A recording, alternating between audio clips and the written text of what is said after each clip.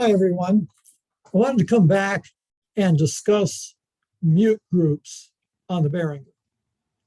Mute groups are new to us. We didn't have mute groups on the Soundcraft, and so we have to learn to run them.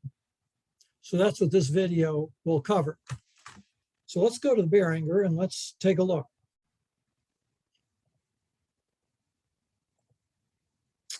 So here we are. We're on the Behringer. And we have all our buttons up here at the top. I am in the channel button right here. And you can see that there's something over here called mute groups. When you put something into a mute group, and then you push the mute group button down here, that microphone will get muted. So let me just show you one. I'm going to hit number 3. See, everything got muted. And then if I take the mute group off, everything's open again. So what we do is we put inputs into mute groups because there are kind of various scenes where just certain mics need to be on. So these are best set right here on the channel button down here. And the reason I say that is you got a nice big shot at making the cursor hit the little box.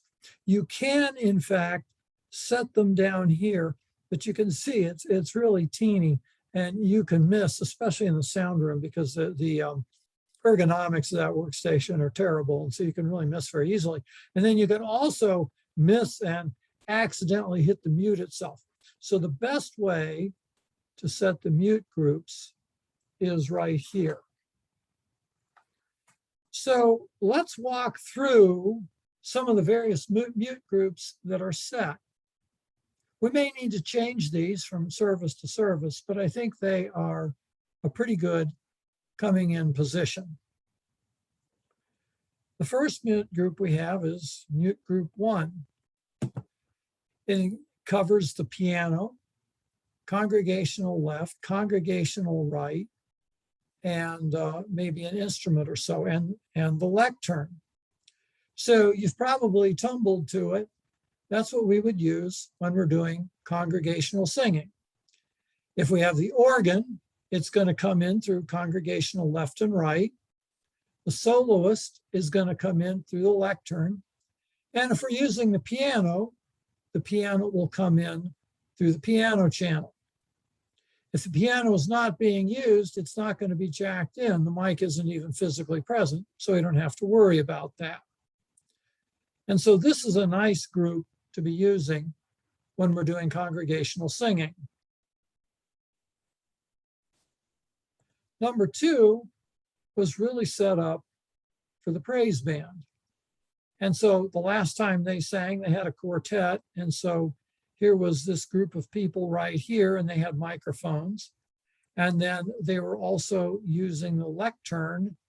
And so we had that group of microphones as well.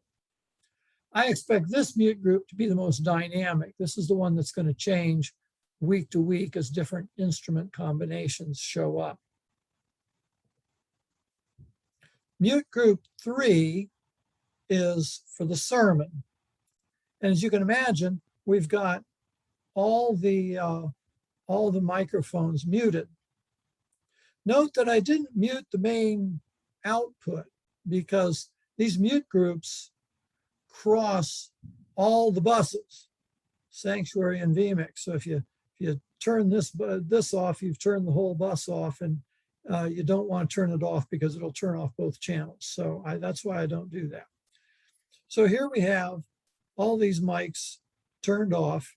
And the idea is that that's coming in through the headset, which is how Pastor Anthony tends to preach. Now, every now and then a minister will come in and say, well, I don't want to use a headset. I prefer to use the pulpit mic. And so you'll notice that the pulpit mic is left open on this mute group. And that works for us. And we don't have to go switching it because If they're not using the pulpit mic, it's not jacked in, so it's just not providing an input. So that's why we just go ahead and leave it open. And then we've got one where we just have the lectern. We might use this when we have the deacons come up and they're doing their missional giving statement. But if they're going to have the congregation doing speaking, we might want to use this mute group because we've got the lectern open, and here you are. You'll be able to pick up the congregation as well. There are a couple gotchas on mute groups.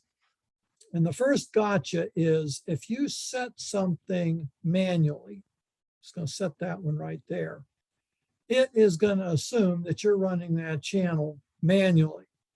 So there we set this FX1 channel manually, and let's go look at it. See, I mute everything else, but then if I take it off, it doesn't change. Let's go to mute group 1. Nope, it doesn't change. See, it's still there, not operating at all. Let's try 2. Nope, let's try 4. Thing doesn't change at all. So it believes that if you've gone and set this thing manually, that you are doing an override and it will not touch it.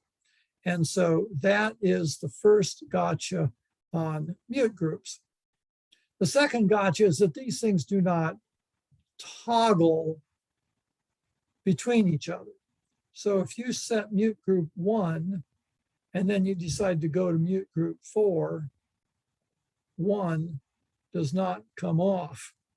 So if you decided to use mute group 2, you can see you're still pretty much muted on everything because you've got 3 holding everything down. You've got to go ahead and get rid of that mute group 3 before these are going to come on.